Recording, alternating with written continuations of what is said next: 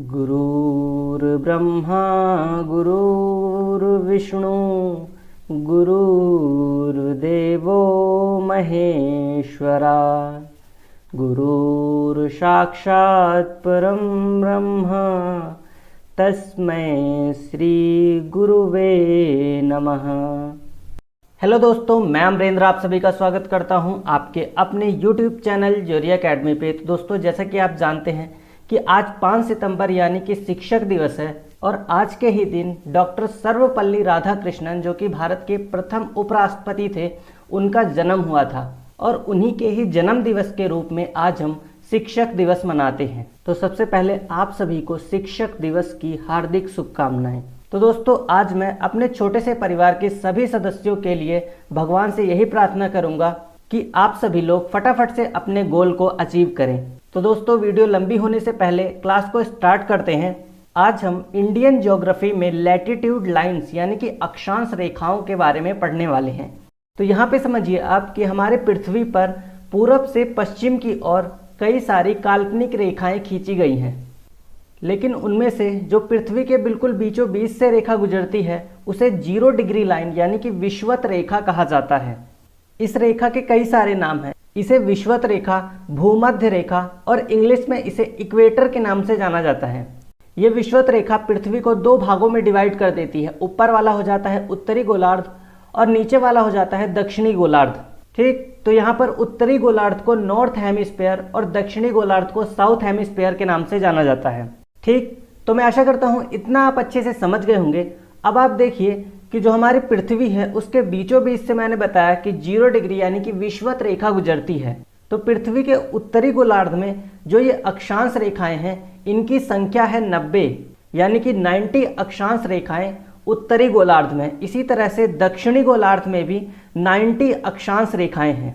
अब आप यहाँ से खुद कैलकुलेट कीजिए कि 90 उत्तरी अक्षांश में और 90 दक्षिणी अक्षांश में, यानी कि 90 और 90 हो जाता है 180 और एक हमारी विषुवत रेखा जिसे भूमध्य रेखा के नाम से जानते हैं, तो कितना हो गया? तो ये टोटल हो जाता है 181, यानी कि पृथ्वी पर कुल 181 अक्षांश रेखाएं हैं। अब देखिए आपकी जिस प्रकार से 0 डिग्री लाइन पृथ्वी के बिल्कुल बीचों बीच से गुजरती है, उसी तरह से पृथ्वी के उत्तरी गोलार्ध में 23.5 डिग्री पर एक रेखा गुजरती है जिसे हम कर्क रेखा के नाम से जानते हैं। इसको 23.5 डिग्री उत्तरी अक्षांश रेखा इसलिए कहा जाता है क्योंकि ये पृथ्वी के उत्तरी गोलार्ध में 23.5 डिग्री का एंगल बनाती है। सेम इसी तरह से पृथ्वी के दक्षिणी गोलार्ध में 23.5 डिग्री पर जो ये रेखा है इसे मकर रेखा के नाम से जाना जाता है। इंग्लिश में कर्क रेखा को ट्रॉपिक ऑफ कैंसर और वहीं मकर रेखा को ट्रॉपिक ऑफ कैप्रिकॉर्न के नाम से जाना जाता है। अब देखिए 23.5 डिग्री उत्तरी अक्षांश रेखा के ऊपर 66.5 डिग्री उत्तरी अक्षांश रेखा है। यह भी एक इम्पोर्टेंट लाइन है, इसे आर्कटिक वृत्त के नाम से जाना जाता है। इसी प्रकार से अगर दक्षिण में बात की जाए तो दक्षिण में 66.5 डिग्री अक्षांश रेखा को अंटार्कटिक वृत्त के नाम से जाना जाता है। ठीक, तो मैं आशा करता हूँ इतना आप अच्छे से समझ गए होंगे। अब हम पृथ्वी के झुकाव के बारे में बात करते हैं। तो यहाँ पे देखिए आप, ये जो रेखा है इसे अक्ष यानी कि एक्स एक्सिस के नाम से जाना जाता है और ये वाली जो रेखा है इसे कक्षीय तल, इसे वाई एक्सिस के नाम से जाना जाता है। और जो हमारी पृथ्वी है ये 23.5 डिग्री अपने अक्ष से झुकी हुई है और वहीं कक्षीय तल की बात करें तो हमारी पृथ्वी 66.5 डिग्री अपने कक्षीय तल से झुकी हुई है। अक्ष से पृथ्वी का झुकाव 23.5 डिग्री पर और कक्षीय तल से बात करें तो 66.5 डिग्री पर इसका झुकाव है। आपको कुछ समझ में नहीं आ रहा होगा, मुझे पता है। तो यहाँ पे आप देखिए, तो यहाँ पर समझिए आपकी जो हमारा ध्रुव है यानी कि जो उत्तरी गोलार्ध का जो पॉइंट है नॉर्थ पोल, वो यहाँ पर होना चाहिए। देखिए आप, यहाँ पर होना चाहिए, लेकिन वर्तमान में वो यहाँ पर है ही नहीं। आप कहेंगे कि सर क्यों इस पॉइंट पर उत्तरी गोलार्ध नहीं है? तो अब यहाँ पर आप समझिए कि जो हमारी पृथ्वी है वो 23.5 डिग्री कुछ इस प्रकार से झुकी हुई है। इस वजह से जो हमारा उत्तरी ध्रुव यहाँ पर होना चाहिए था वो यहाँ पर है 23.5 डिग्री अपने अक्ष से झुकाव होने के कारण। अब जब पृथ्वी अपने अक्ष से 23.5 डिग्री झुक जाती है तो आप बताइए कि ये जो एंगल है ये तो 90 डिग्री का है। अब 23.5 डिग्री जब ये झुक गई तो अब आप खुद बताइए कि 90 डिग्री में से अगर 23.5 डिग्री माइनस कर दिया जाए तो 66.5 डिग्री ही बचेगा। तो अपने कक्षीय तल से हमारे पृथ्वी का झुकाव 66.5 डिग्री हो जाता है। ठीक, तो यहाँ पे आप फिर से देख लीजिए कि हमारी जो पृथ्वी है वो इस तरह से होनी चाहिए थी, लेकिन वो अपने अक्षीय तल पर 23.5 डिग्री झुकी हुई है और कक्षीय तल पर 66.5 डिग्री झुकी हुई है। इस वजह से वो इस प्रकार से है, और इस वजह से जो हमारा उत्तरी ध्रुव इस पॉइंट पे होना चाहिए था वो अब इस पॉइंट पर है, और जो हमारा दक्षिणी ध्रुव इस पॉइंट पे होना चाहिए था वो यहाँ पर है। ठीक, तो मैं आशा करता हूँ इतना आप अच्छे से समझ गए होंगे कि जो हमारी पृथ्वी है इसका झुकाव अपने अक्ष से कितना है और अपने कक्षीय तल से पृथ्वी कितनी झुकी हुई है।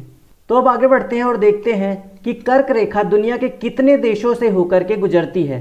तो यहाँ पर आप देखिए कि ये है कर्क रेखा, जिसे 23.5 डिग्री उत्तरी अक्षांश रेखा के नाम से भी जाना जाता है। तो सबसे पहले हम पश्चिम से शुरू करें या फिर पूरब से? तो फिर हम पश्चिम से ही शुरू करते हैं। पश्चिम में देखिए आप, एक मिनट, अब आप यहाँ पे देखिए ये जो कंट्री है ये है मैक्सिको। कौन सा देश है ये वाला? मैक्सिको।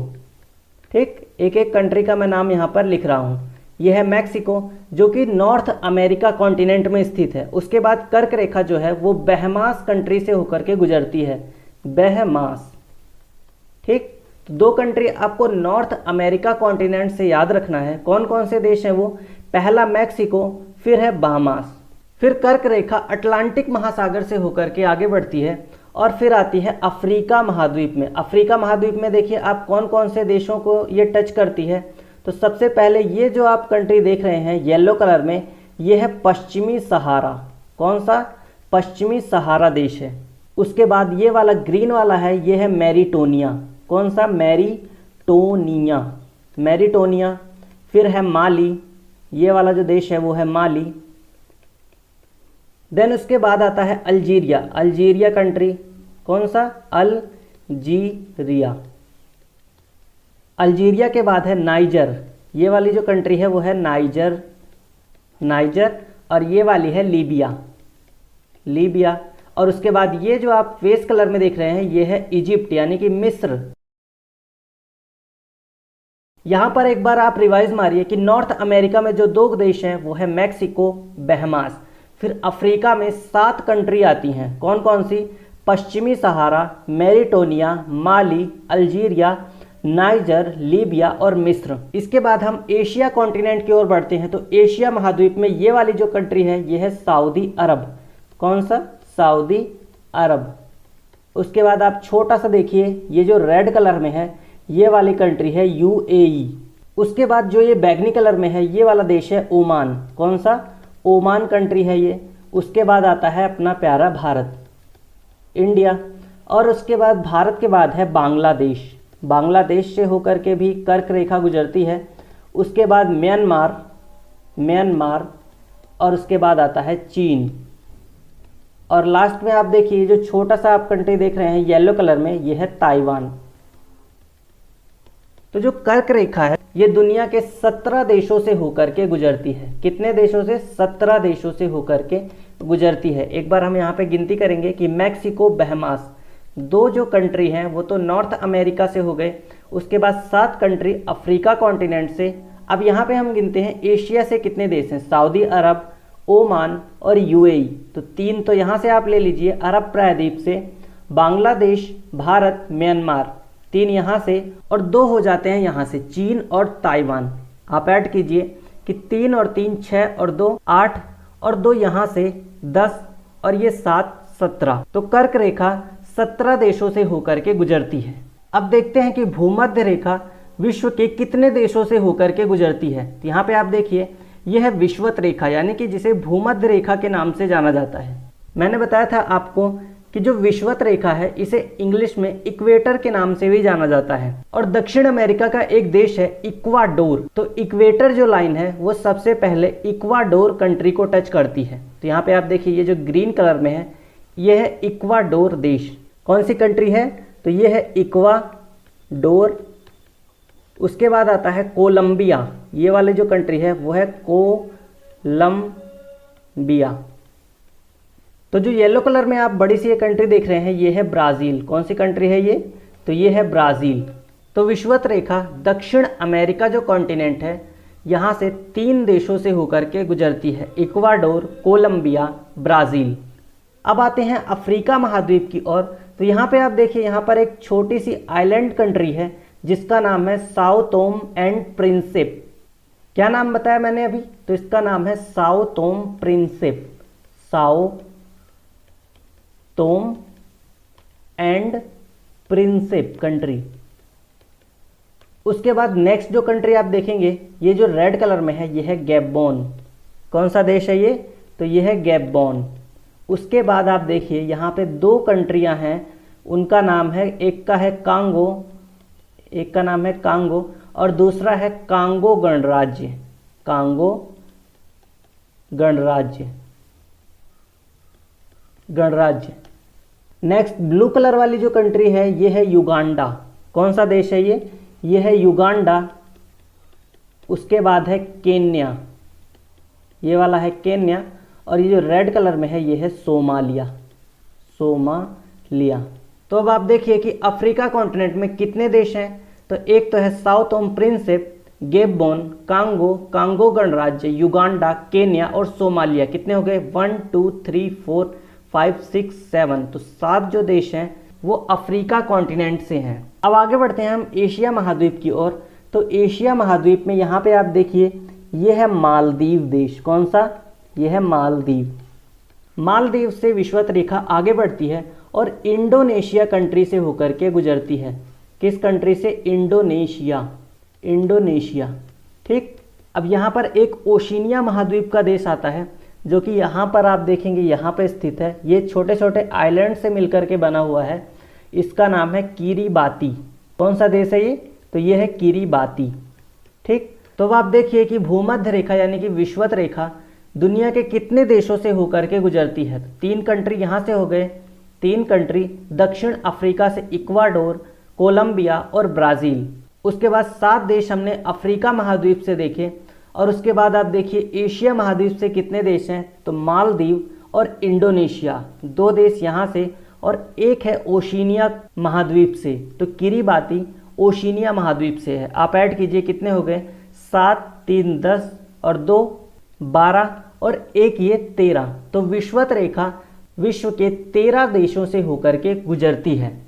तो अब आगे बढ़ते हैं और देखते हैं कि मकर रेखा विश्व के कितने देशों से होकर के गुजरती है। तो यहाँ पे आप देखिए, ये वाली जो रेखा है इसे मकर रेखा यानी कि ट्रॉपिक ऑफ कैप्रिकॉर्न के नाम से जाना जाता है। ये रेखा दुनिया के 10 देशों से होकर के गुजरती है। सबसे पहले साउथ अमेरिका से स्टार्ट करते हैं। तो यहाँ पे आप देखिए कि ये जो आप ग्रीन कलर में देश देख रहे हैं, ये है चिली। कौन सा कंट्री है ये? ये है चिली कंट्री। ये जो ब्राउन कलर वाली कंट्री है, ये हो जाती है अर्जेंटीना। कौन सी कंट्री? तो ये है अर्जेंटीना कंट्री। ठीक। उसके बाद रेड कलर वाला है, ये जो आप देश देख रहे हैं, ये है पराग्वे। कौन सा देश है ये? ये है पराग्वे देश। उसके बाद येलो कलर में, ये तो आप जानते हैं, ये बड़े वाला है ब्राज़ील, ब्राज़ील देश है ये। तो साउथ अमेरिका से आपको 4 देश याद रखने हैं, चिली, पराग्वे, अर्जेंटीना और ब्राज़ील। 4 कंट्री यहाँ से हो गए। और उसके बाद मकर रेखा अफ्रीका कॉन्टिनेंट में एंट्री करती है और सबसे पश्चिम में पड़ता है नामीबिया देश। कौन सा वाला? तो ये है नामीबिया, नामीबिया। देन उसके बाद ब्राउन कलर में देखेंगे आप, ये वाला जो देश है वो है बोत्सवाना। कौन सा देश है ये? तो ये है बोत्सवाना, बोत्सवाना। फिर उसके बाद जो ये ग्रीन कलर में है, ये देश है साउथ अफ्रीका। देन उसके बाद ये है मोजाम्बिक और ये वाला है मेडागास्कर। कौन कौन से देश?